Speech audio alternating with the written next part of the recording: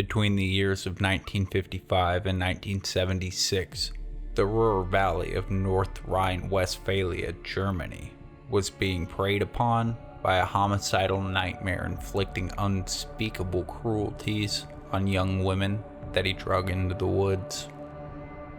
For more than 20 years, his crimes escalated in depravity and carelessness, while the cases passed unsolved or were simply pinned on an innocent man. In this time, Joachim Kroll, aka the Ruhr Cannibal, aka the Duisburg Man-Eater, would kill 14, primarily young women or girls, ranging in age from 61 to 4 years old. The simple custodian passed right under the radar of authorities, and it was only after tremendous neglect to hide his own crimes even in the slightest, clogging his flat shared pipes and filling his building's community trash bin with the remains of a child, that he would finally be stopped. What police discovered in Joachim's flat was horrifying. The flesh of a child simmering in a pan and leftovers stocking the fridge. The unfolding interrogation uncovered details of at least 13 other murders. Details that read like the improbable script of an early 70s exploitation horror.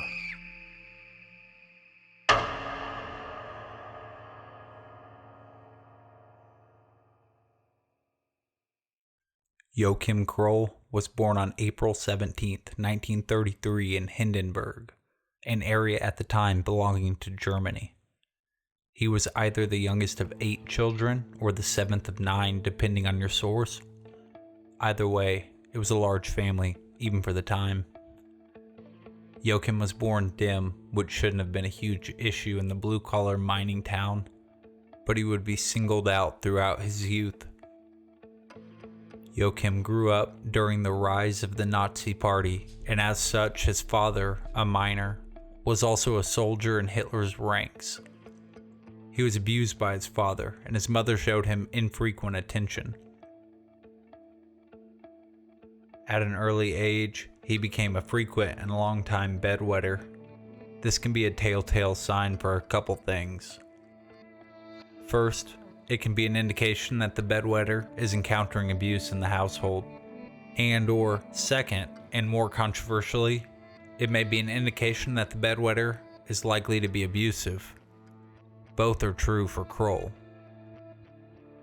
To make matters worse for the boy, his 7 or 8 other siblings teased him for his pee sheets. They also picked up on their parents' feeling of disdain for Joachim and began using their youngest brother as a scapegoat for anything that they'd done wrong. And it worked. From a young age, he was the unit's whipping post. Trouble manifested almost immediately for Joachim at school. It was clear to his instructors that the boy was slow.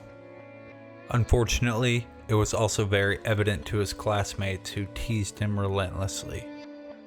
The combination of his social inequities and inability to perform at the expected level forced him into special need classes before he dropped out entirely in the 3rd grade.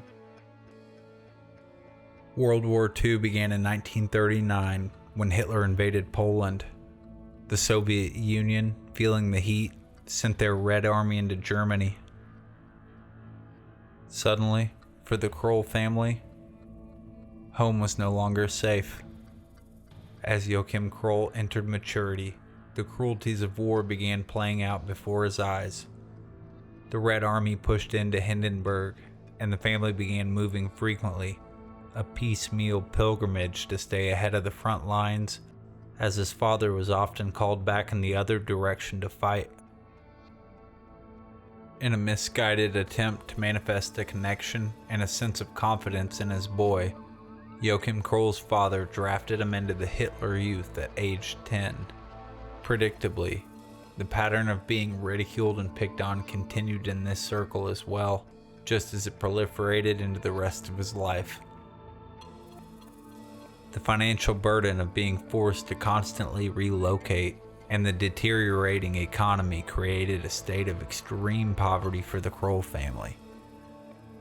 This effect was only multiplied when Joachim's father would be taken as a prisoner of war, killed, and his army paycheck dried up. As the invasion played out at their heels, Joachim saw German women and girls raped by Soviet soldiers, family friends dying in war, and even children blown up by explosives that they'd found while playing along the road. He was becoming rapidly desensitized at a young age, an unfortunate side effect of war spilling out into communities across the world. Eventually, though, the Kroll family would settle down and begin farming livestock to make ends meet. Food was in shortage, and it was an intelligent move, but the 2-bedroom house that the 8-person family was sharing was an indication of the poverty that they'd yet to escape. Because Joachim was no longer getting schooling, he spent most of his time on the farm, helping where he could. He was growing closer to his mother, as her infrequent affection was by far the most frequent he had received. Still, the other employees on the farm picked up beating on him for his mistakes where his father had left off. Kroll's formidable years were spent there. As he matured sexually, there was no frame of reference for how to speak to a woman, and few to interact with. Still, this wouldn't keep the growing boy from trying. His crude and jarring propositions were usually brushed off, but one actually got him all the way in bed with a woman, where he prematurely ejaculated and ruined his chances. She apparently told everyone, which became yet another point of ridicule for the teen.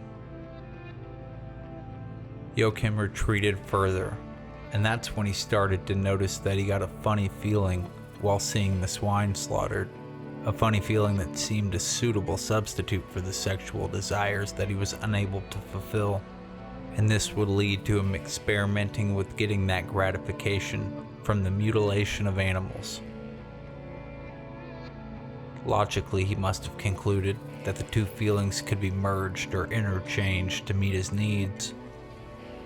He began fornicating with the livestock before and sometimes during their slaughter. Things carried on this way for years as his older siblings cycled out into the world and started their own lives. Everything would change, though, at 22 years old, when Joachim Kroll's mother died. Suddenly there was no source of love or affection, fleeting or not. There was no one for him to be accountable to, and no one left that was capable of making him feel shame or guilt. And in the end, isn't that what love really is? After his mother's death, Joachim's mental state began to deteriorate further. Only 3 weeks after her death, Joachim began giving himself allowances that his mother would have never allowed. In January of 1955, he took a day trip, looking for a girl. No girl in particular, but he would know her when he saw her. He took the train until he felt like he was far enough away from home. He got off at a stop in Ludenhausen, with intentions that he had planned on getting far away from. He continued on foot until he spotted her. The attractive young woman, 19-year-old Irmgard Strehl, was far out of Joachim Kroll's league, and he knew it.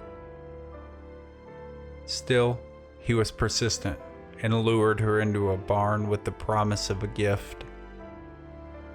The gift, of course, was the chance to fuck a mentally handicapped young man, and she politely refused.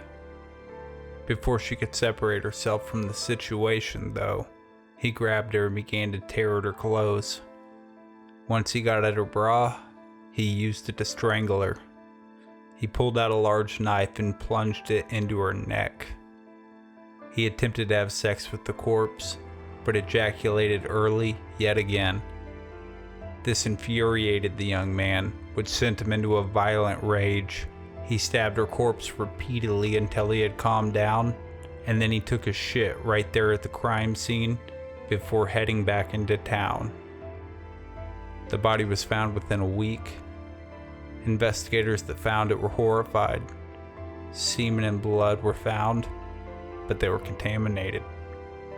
and it turned out that the young girl had been pregnant.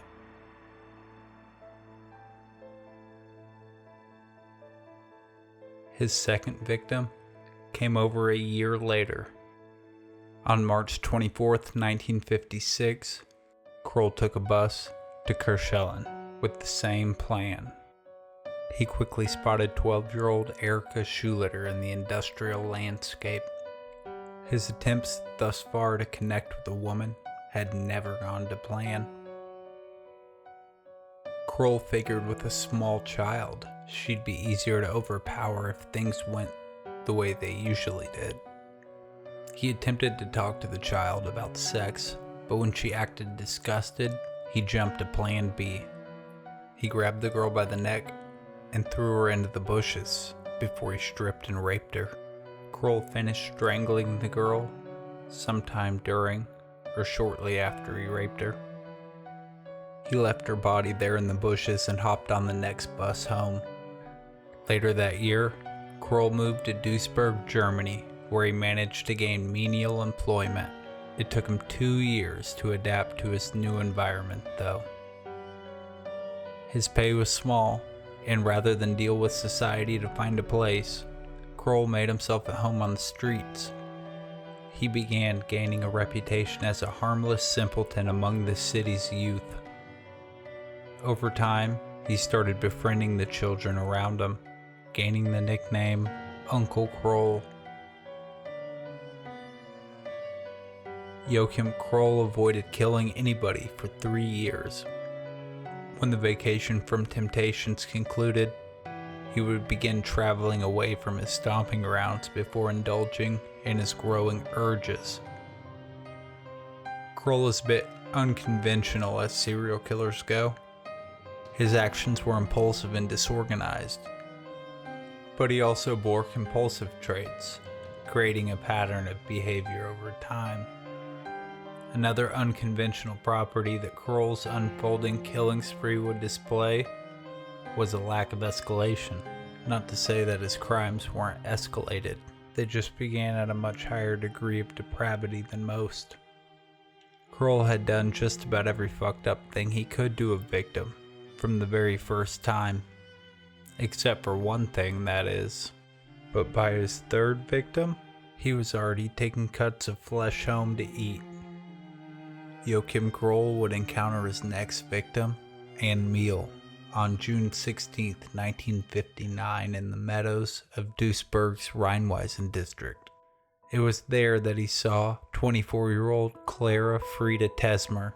Instead of attempting to talk Clara into sleeping with him, he decided he would simply grab her by the arm and strike her over the skull. They went to the ground together as she struggled to get away.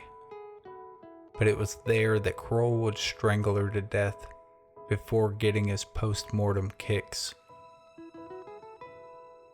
This time, however, he took out a large knife and removed several cuts of meat from her upper thighs and buttocks. He wrapped the goods in a piece of fabric that he tore from Clara's clothing for transport. Kroll was developing patterns, and unfortunately, another pattern was developing right alongside. Joachim Kroll's crimes were being pinned to innocent men. After Clara's body was found the next day by a group of boys out bike riding, a quick investigation determined that a man named Heinrich Ott, a 37-year-old mechanic and local sex pest, was the murderer. He'd been the prime suspect in several murder cases over the years, but there was never enough evidence to put him away. It seems that they used this case to charge him with several open cases.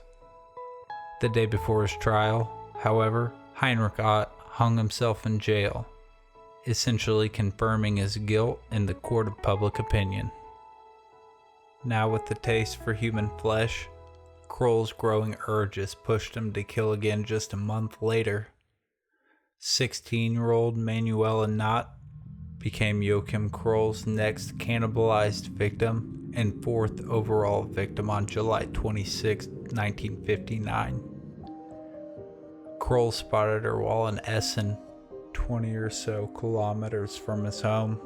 Kroll drug her into the woods, where again, he strangled and then raped the girl before butchering her body like an animal. He again took several cuts of meat from the thighs and buttocks before whipping it out and jerking off over the corpse, shooting his shame all over her face and pubic area.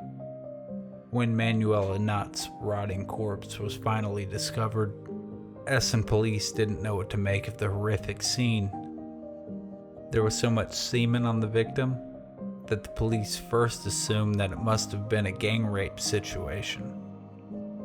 Luckily for the cops, though, a 23-year-old named Horst Otto walked into the station 6 months later and confessed to the crime. Likely just looking for two hots in a cot, he was thrown in prison before he redacted his false confession and continued to maintain his innocence, but had nothing to disprove the accusation. He would be tried, convicted, and sentenced to 8 years that he would serve behind bars for Kroll's crime. While this was going on, Joachim Kroll had saved up enough money to move into a hostel for single men, but his unscrupulous habits and desires made him a standout. In an attempt to curb his desires from his new roommates, where he was well aware that he could land in prison, he started experimenting with blow-up dolls. Ultimately, though, it just wasn't the same. So when Kroll got a better job cleaning bathrooms at Thyssen Industries in 1960, he decided to treat himself to his own private abode. That's right. Now that he had the chance to clean the shit and piss of the folks growing rich in the wartime steel and coal industry, Kroll was moving on up to a single-bedroom flat. And maybe it was this stunning upward mobility that inspired Joachim to refrain from killing for nearly 3 years. There were plenty of chances for him in the time. He began regularly inviting young children that he had befriended while living on the street over to his new place. He had them over so often that the landlord had to ask him to stop because of the complaints being made by the other concerned citizens in the building. These children were ready and available prey, but Kroll thought of them as friends. This was likely because Joachim Kroll had the mental skill sets of a child, and this bond would spare them his desires. He even got himself a moped to zip around on in the meantime and keep himself occupied. Whatever the reason for his abstinence, its effects had worn off by April 23rd, Easter Monday of 1962. On that day, Joachim Kroll took a moped trip up north to stalk the forest just outside Duisburg, and there just so happened to be a carnival open nearby. And when he spotted 13-year-old Petra Giese walking home on a path through the forest from said carnival, he knew he had what he came for. He attacked her viciously, killing her and then using her corpse like one of his dolls. When he was done with the girl, he sliced off both buttocks and her entire left arm. He wrapped them in her clothes and walked home. He would use her clothes later to dress up one of his sex dolls, but they were no longer slowing Kroll down. Again, the police would blame an innocent man for Kroll's crooked deeds. This time it was 52-year-old sex pest Vincenze Quinn who would go down. His own dirty past, lack of alibi, and his shitty taste in transportation would be all the proof that the police would need. A witness had falsely identified Kroll's moped for another German vehicle that made use of both the car and motorbike design. The man was a pedophile, but not a killer. Still, with the lack of evidence, he was found guilty of raping, murdering, and mutilating Petra Giese. He was sentenced to 12 years of psychiatric treatment aimed at making him no longer lust for the little ladies. After serving 6 of those years, he was released and carried on being a diddler.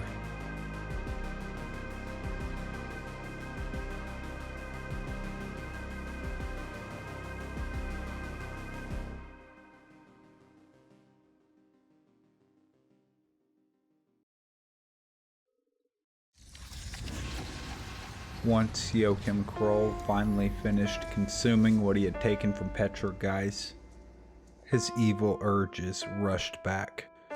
A month and a half later, on June 2nd, 1962, Joachim would venture away from home yet again in search of fresh meat. This time he made his way north to Walsum, where he would meet 13-year-old Monika Tafel before luring her into a cornfield.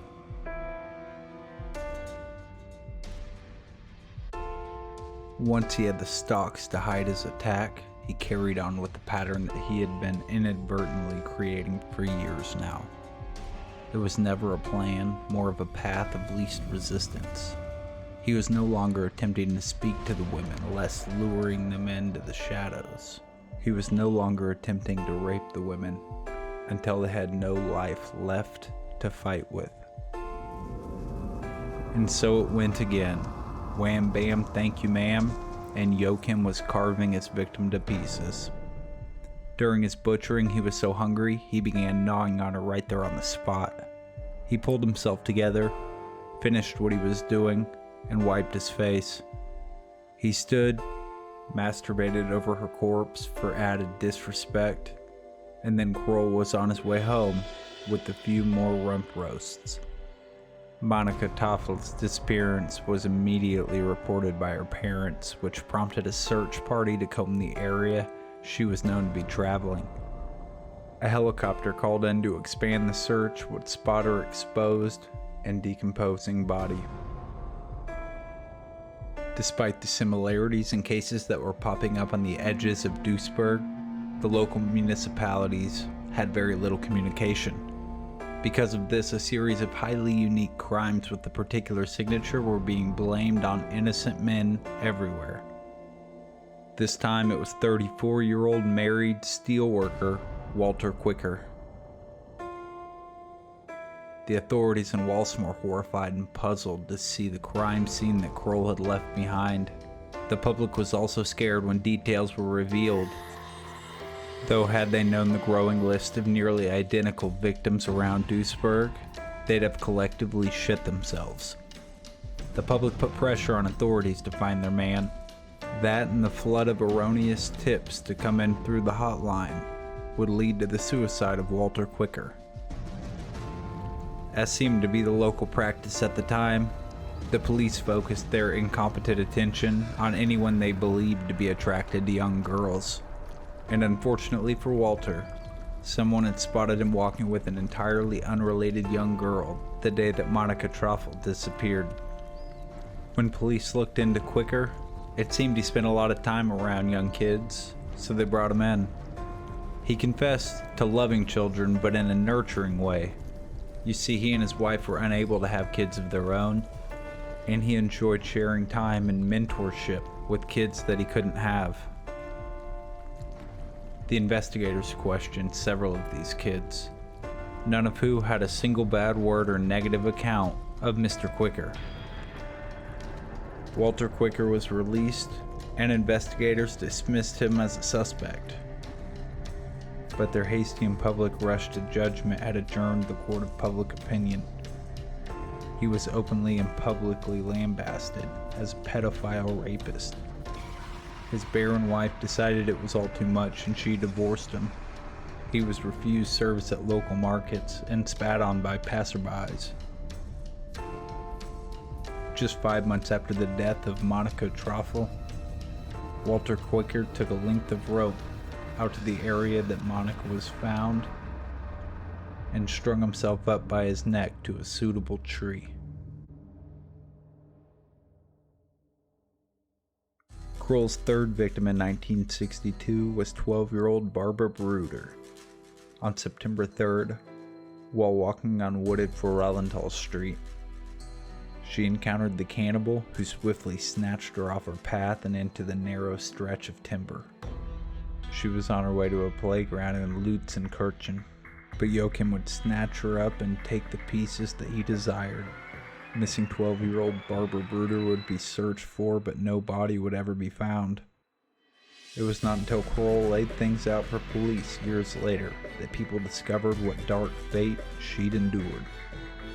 After killing 3 girls in 1962, 29-year-old Joachim Kroll may have decided it was time to let things cool off. 2 of his 3 murders from the last year were no longer open, and Bruder's body was still missing. Regardless of what prompted the break, he was keeping himself busy in his flat with his inflatable dolls. He also began to tinker with stereo equipment that his neighbors would see him hauling around town. But by August 22nd of 1965, his toys nor his tinkering could contain his growing need to kill and feast any longer. Joachim Kroll left his apartment heading south, overprimed and out of practice. As we will see, he didn't have a destination in mind, but I'm sure there's a reason that he headed in the opposite direction of his most recent trifecta.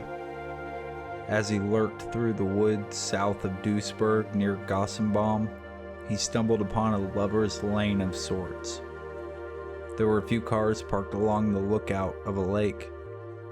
Kroll, hornier and hungrier than a vegan hound dog in heat, approached an idling Volkswagen with its lights turned off.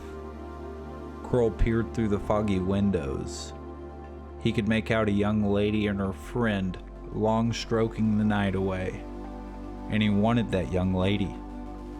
Kroll knew there were people in the other cars parked there at the lookout, and he also knew that the young lady's male friend wasn't going to appreciate the hard work that he'd been doing being interrupted.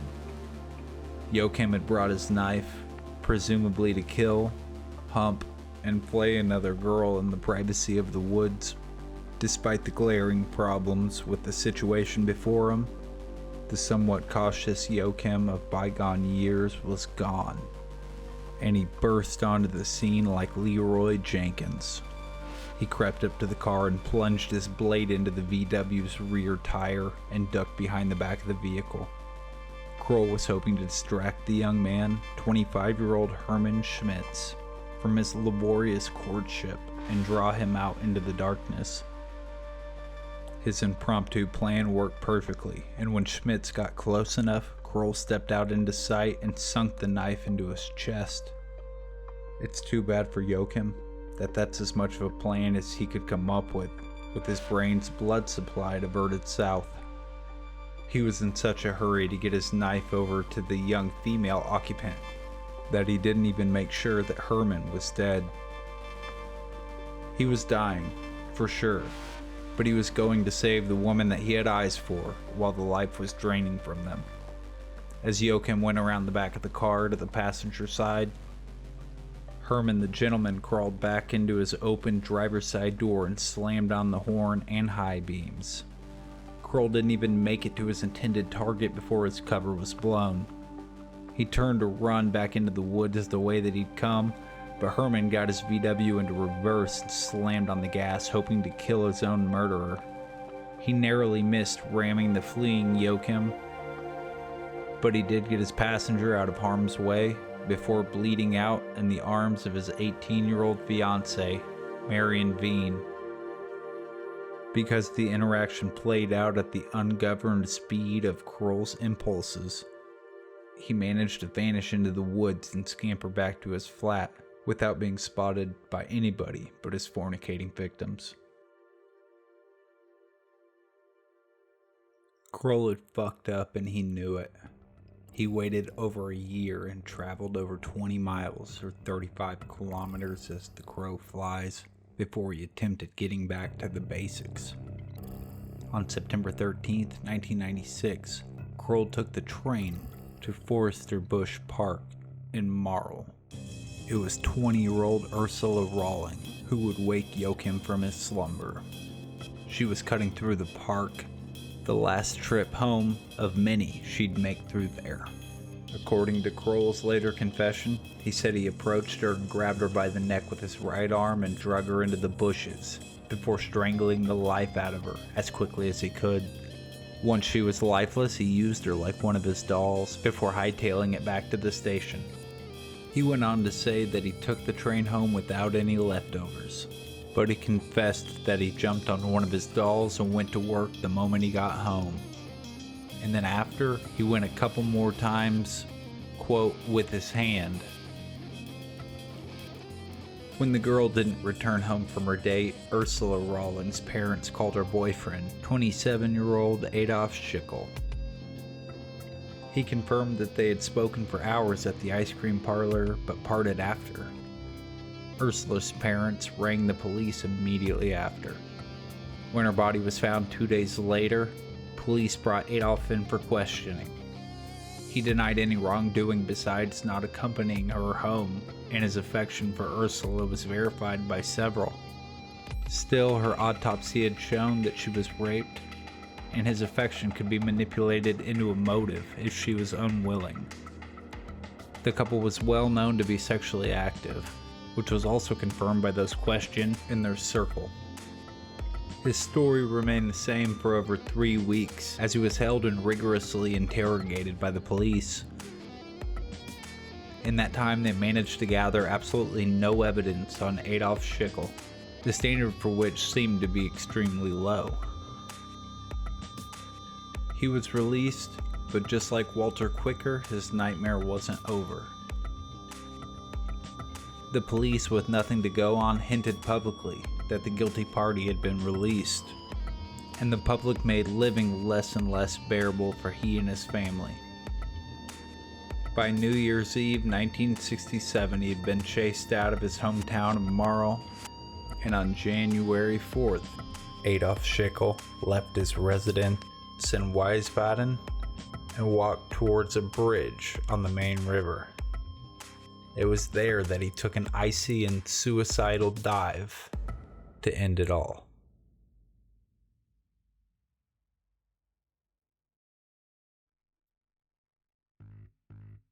Just a week before Schickel's suicide and 3 months after Ursula Rawlings' murder, Joachim Kroll was already cruising the train surrounding Duisburg looking for a girl.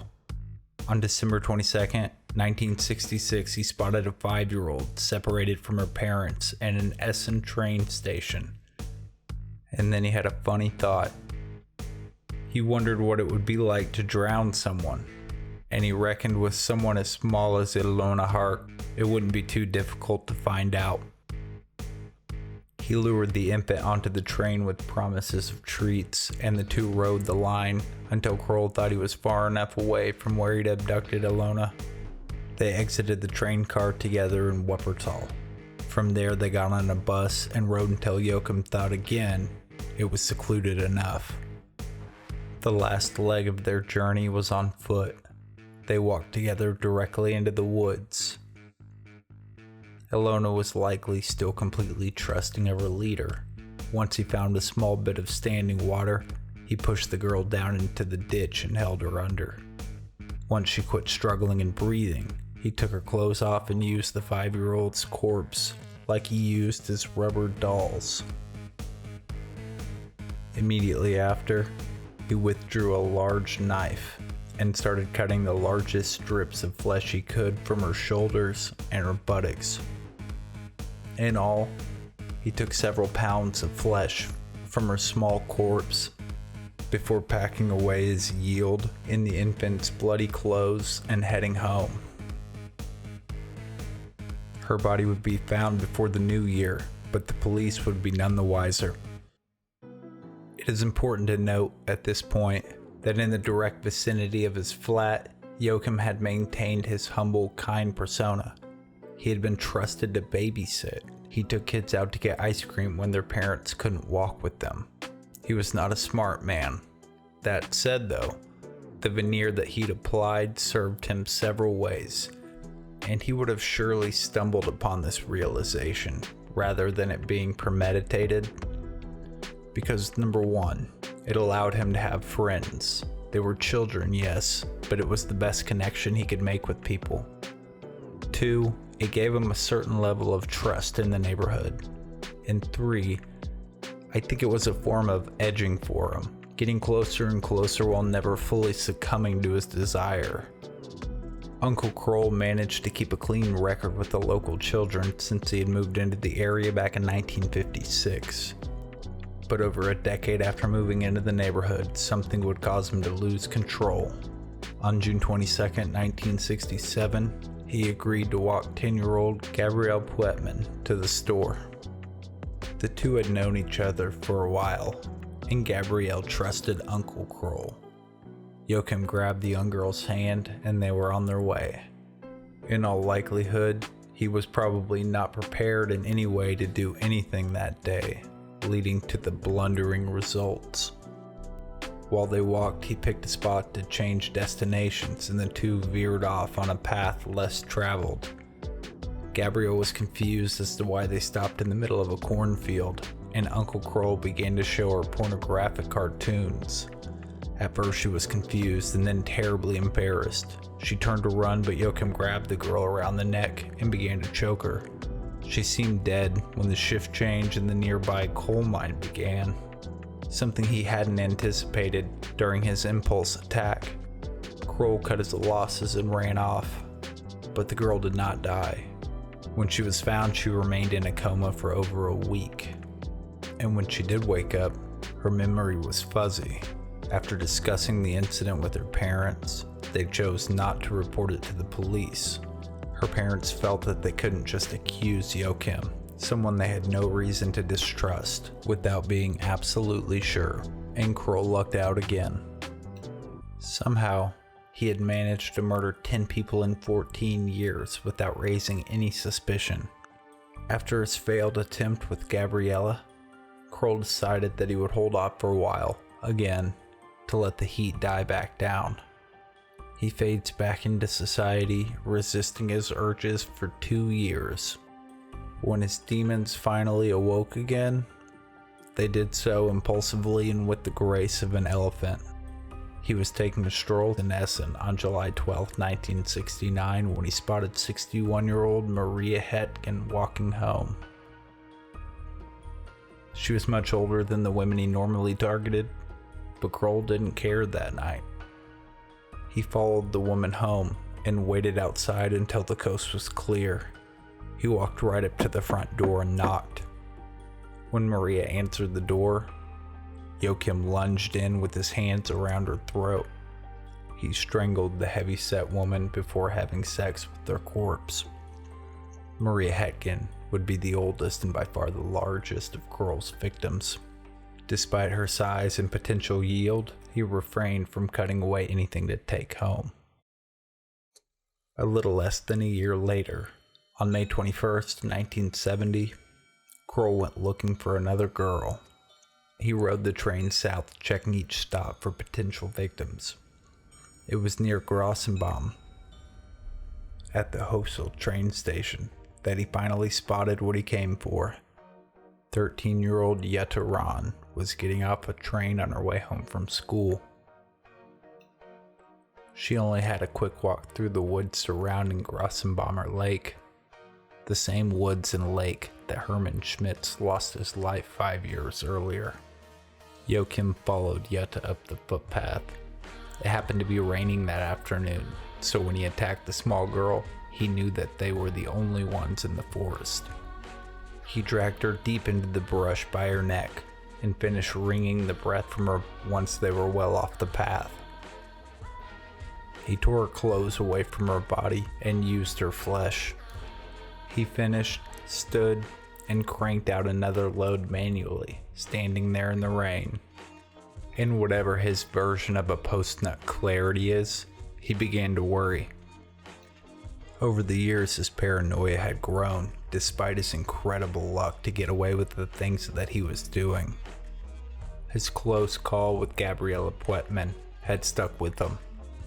As he turned to leave, he had a sudden fear that Jutta Rahn was still alive. He took her bra and senselessly strangled the imaginary life from the corpse yet again, just to be sure, before making his way back to the station to head home.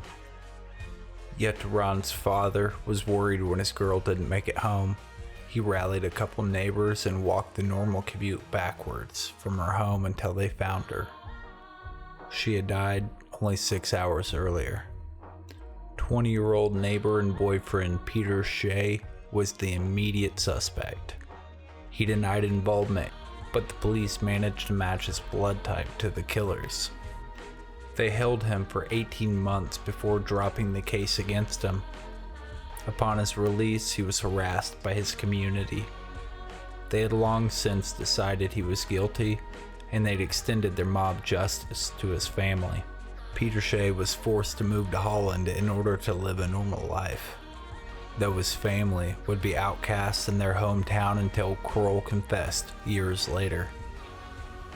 Shortly thereafter, Kroll got a bit more responsibility at work and began to focus his energy more in that direction. His health was also starting to suffer some, limiting his mobility. He was in his late 30s at the time, and when he turned 40, blood vessel problems in his leg prompted surgery, limiting how much he could get around. It could be said that Joachim Kroll was settling down, maybe even growing soft. He did not kill again for the next 6 years, the longest cooling off period of his career. During this cooling off period, one day while at work, Kroll was approached by a stray cat. He was happy to receive the affection of another living thing. The cat scampered off, but the next day, while Joachim was working, his feline buddy returned to see him. After several consecutive and longer visits, Joachim decided to scoop the hungry guy up and take him home. And just like that, he had a cat. But as time passed, the novelty of having a cat wore off. Joachim's dark curiosities began filling the air like the stench of cat shit. He looked at his buddy one day and had an evil thought. What did his four-legged friend look like on the inside? Without a second thought, Joachim picked up his cat and tore into its abdomen. The cat surely fought for his life, but it was no match for Kroll's curiosity. Once his curiosity was satisfied, Joachim attempted to eat a bit of his pet. But when he realized that cat tastes like shit, he threw his companion out after only a couple bites. And for 6 years, that cat remained the only thing that he killed. But on May 8th, 1976, Kroll would overcome his mobility problems and paranoia to find himself yet another girl. The 43-year-old limped out of his flat early that morning and caught a ride to Bruder, a town northwest of Duisburg. While strolling the town's rural countryside, he saw 10-year-old Karen Topher walking to school. Just like that, he was moving like a young man again as he swept in to carry the young girl off into the woods. He went about his usual shenanigans, but headed home without carrying out any hunger maintenance. Kroll managed to, for the 13th time, kill without gaining suspicion. But it's probably no surprise that he would impulsively break his habits yet again to satisfy an urge. His hunger was growing and growing, but as he'd soon find out, this time his luck had run out. Kroll knew that moving with the meat would be risky, as he couldn't turn heel on somebody if they got suspicious. For this reason, he would grab a girl that he could see from his flat window, a girl from his community. On July 3rd, 1976, Kroll was watching the comings and goings from his apartment when he saw 4-year-old Marion Ketter walking towards the playground near his building. Kroll recognized her. She lived in his building. She had never given him that funny feeling though, but on that hot sunny day, she was only wearing a pair of shorts. Seeing the girl's flesh baking in the sun had Kroll incensed, and he walked outside to get a closer look. He could almost taste her. He couldn't believe his luck when the other kids on the playground ran towards something up the street without a chance for Marion to keep up. He knew the other kids would be back any minute, so Uncle Kroll sprung into action. He walked over and grabbed Marion's little hand and guided her back up to his flat, where he killed her for undisturbed preparation. He stripped her body and laid it on the kitchen table. After he penetrated the corpse, he began preparing it for eating. Joachim spent the evening snacking on the child and harvesting meat that he stored in his fridge. While all this was going on, Mrs. Ketter walked out to the playground to get her daughter.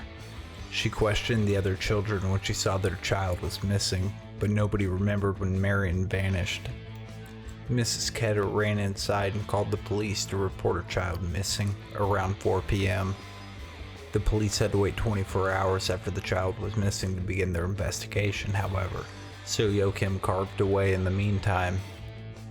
Joachim attempted to dice up and send the inedible bits of skin, hair, and organs down his sink drain, but most of them proved far too large. He took the larger pieces to his toilet and attempted to flush them down until it too was clogged. As pedestrian as a clogged pipe is, it is what finally got the lucky fucker caught. The building had shared sewage pipes, so when Joachim clogged his own drain, he had actually clogged the building's main line. Inconvenienced neighbors needing to take their own dumps through their own pipes noticed the communal issue as Kroll was furiously attempting to solve it. One of those neighbors, Oscar Mullen, went up to see if Joachim was having issues too. Kroll told him he had accidentally backed the system up with the guts of a rabbit that he had butchered, but he was unclogging it at the moment. He assured his neighbor that he would dump the remains in the trash outside once he had finished.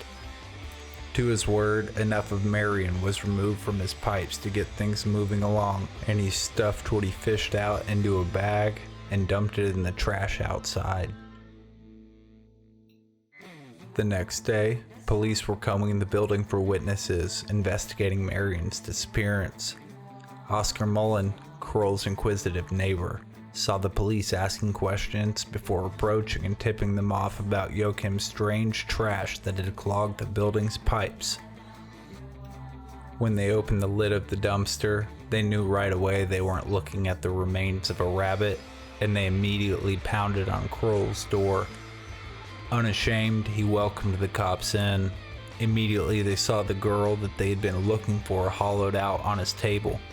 Across from her, a stew was boiling with her entire hand marinating within. Police couldn't put Kroll in cuffs fast enough. He didn't resist, and he confessed to killing the girl immediately. The cops found several plates with slices of flesh all individually wrapped in plastic and stacked in his fridge. In his pipes there were bits of skin, bone, and organ from the 4-year-old that could still be retrieved. Joachim Kroll didn't have much to say, but he went willingly and without protest. As police got a sense of what they were looking at, they figured that there was no way that this could be his first murder. Typical police interrogation tactics had no effect on Kroll. They bounced right off his 76 IQ exterior shell until one of the cops realized that he was simple and pretended to be the simple man's friend that he finally opened up about the cannibalism, the necrophilia, and his 22-year-long murder spree.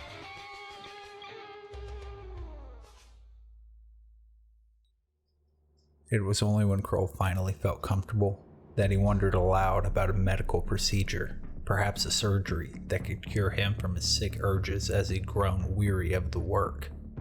The police assured Joachim that they would look into the operation if he told them everything, and they pushed on. He told the investigators that he'd killed around 14 people.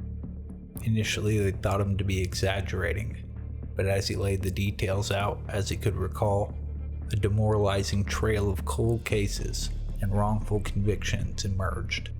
He went on to explain the urges and the feelings that drove him to kill, and how they'd emerged when he got that funny feeling watching the pigs being slaughtered back on the farm.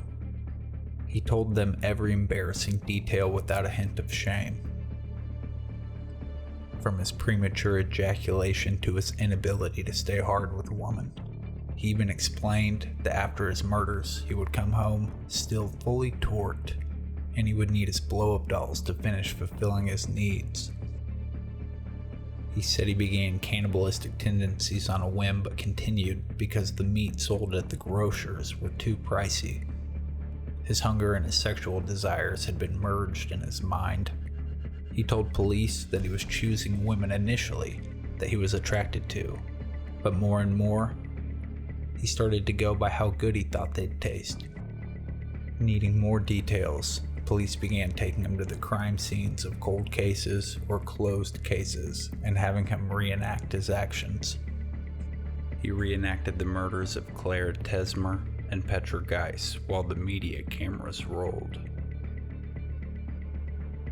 His stories, as crazy as they seemed at first, all began checking out one by one.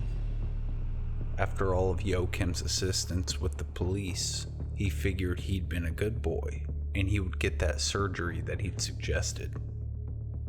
Instead, he was charged with 8 murders and 1 attempted murder. Determined to get this psycho behind bars as quickly as possible, the prosecutors decided to leave off 6 of the murder charges and go for the sure shots. In April of 1982, after 151 days of trial, Joachim Kroll was convicted on all counts and was given 9 life sentences. But after just 9 years, Joachim Kroll had a heart attack in 1991 while in the prison of Rhine-Westphalia. So it just may have been his love for red meat that did in the Duisburg Man-Eater. And that does it. So I want to thank everybody for watching my macabre mukbang today. If you enjoyed it, don't forget to hit the like button and consider subscribing. It's been a while since my last video, but I am a one-man show. That said, if you'd like to support this content, consider becoming a channel member or supporting the effort over on Patreon, where you'll get access to the community Discord. Speaking of patrons, thank you to Buckethead, Tang, Shane Stangy, Jacob Cruz, Holy Spirit, and Sebastian. And with that, Manic out.